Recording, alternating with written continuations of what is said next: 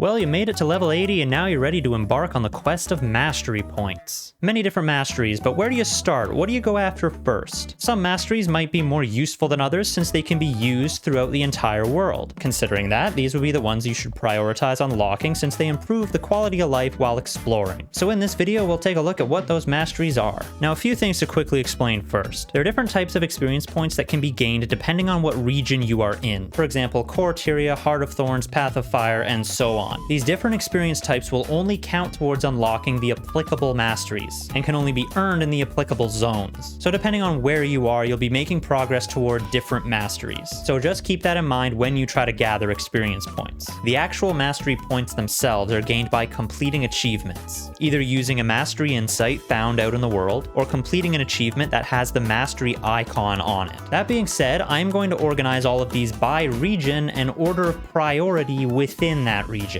If you're interested in maximum quality of life and you're willing to jump around from region to region, then I'll throw together a maximum quality of life priority list at the end. Starting with Coreia, after hitting level 80, you've probably got a large chunk of this region explored. There is only one mastery track to prioritize in my opinion, and that is Pact Commander. The main reason we go for this is for the last point, Advanced Logistics, which will give you access to auto loot. Very useful to have. You no longer have to mash your F key to pick up all the little loot bags. There are other useful things like faster revive or swiftness in cities, but the main thing is the auto loot. Auto loot might be the most important mastery. Since it's the final point, it might take you a while to get there, and it's going to cost you 19 points in total. But I would say it's worth saving all your Coreia points to get the Pact Commander line complete, because it has things that are generally going to be useful to you all across the game. Fractal attunement is useless outside of fractals, and legendary crafting is just going to allow you to craft legendary gear. Heart of Thorns, we will start with glider basics. Only costs 1 point, and it'll allow you to glide not just in Heart of Thorns, but anywhere. I don't think it really needs to be explained why gliding is so useful. It allows for ease of movement and lets you access areas that used to be very difficult to access. You can also avoid fatal fall damage by opening your glider at just the right time. Next is bouncing mushrooms. Before going further into gliding, you might want to get bouncing mushrooms. It only costs 1 point. This is another one that's just going to allow you to access areas that would be impossible to access otherwise. Or in some cases, the bouncing mushrooms just give you a shortcut to get somewhere that would take a very long time to walk around to. You'll also need this one to advance the Heart of Thorns story, but personally, I would get this right after you get glider basics. Updraft use. Back over to gliding, we want updraft use for 2 points. This will allow you to use the updraft winds that you see in the air. You'll rise up in them and it will replenish your gliding energy, allowing you to glide further and higher. You're probably sensing a theme. So far, everything is about ease of movement. That's because the Heart of Thorns maps are so big and expansive and they have different levels of elevation. So anything that makes traveling through these maps easier is very valuable, especially if, let's say, you're following along a hero point train to unlock an elite spec. Easily keeping up with the leader is going to make things easier for everyone. Next, I think I would go for the ones that you need for the Heart of Thorns story. That's Exalted Markings and Nuok Hunting. Each of them are only 1 point, so it's not a big investment, and it's just going to let you open up the story a little bit more. After that, we'll go back to gliding. Go all the way to at least advanced gliding. You'll end up getting lean techniques and stealth gliding too. Lean techniques will let you glide faster or slower, which can be useful, and stealth gliding is exactly what it sounds like. Personally,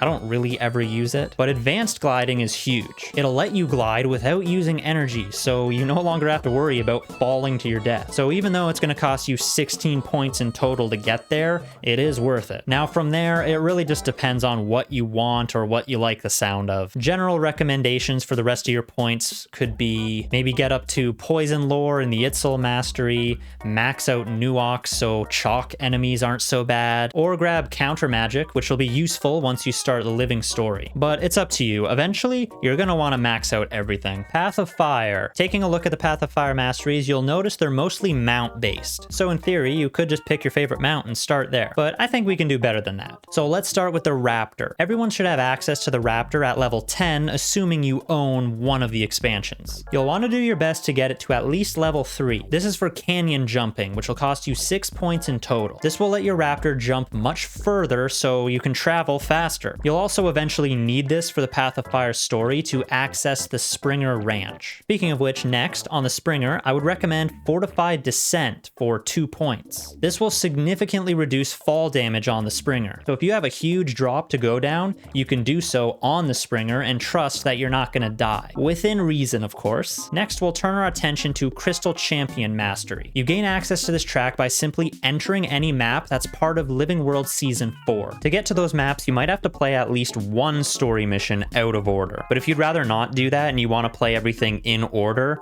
that's okay, just skip this point for now. What we want here is Volatile Magic Resonance. It costs only 2 points and it'll allow you to collect the Volatile Magic Orbs. Volatile Magic is valuable since it can be converted to gold quite nicely, but also you gain experience points by collecting these orbs. So just picking these up can help you progress towards maxing out your other mount masteries. If you look through the Path of Fire masteries, all the mounts have value in their masteries, specifically the mastery points that will share their passive buffs with other mounts. So you will eventually want to get all of these. But I would recommend maxing out the Springer first so you can share the fall damage reduction with your other mounts. After that, I guess just pick your favorite mount and max it out. All right, Icebrood Saga. I'll really quickly touch on Icebrood Saga. There's not much to say. For the most part, these are only going to apply to Icebrood Saga maps, with the exception of one, United Legion's Way Station. Most notably, level 1. That way you can gain access to Electro Magical Pulse, which lets you deal big CC damage to a break bar, and then level 3, which will let you use a portable way station. Usually at events or bounties or world bosses, you might see this little workbench looking thing, and that is the portable way station where you will get the Electro Magical Pulse skill. And finally, I'll mention End of Dragons. I would only prioritize the Jade bot over others, unless you really love fishing. The Jade bot is going to cost you 15 points in total. Everything in this mastery track is useful. Glide Boost will give you a little boost while gliding. Multi-Charge lets you carry more battery charges, which can then be used for things like offensive and defensive protocol. Jade Waypoint lets you drop a custom waypoint wherever you want. Rescue Protocol lets your Jade bot revive you when you get downed. Everything here is useful throughout the whole world, which is why you should prioritize this over any of the others. Alright, so that's gonna do it.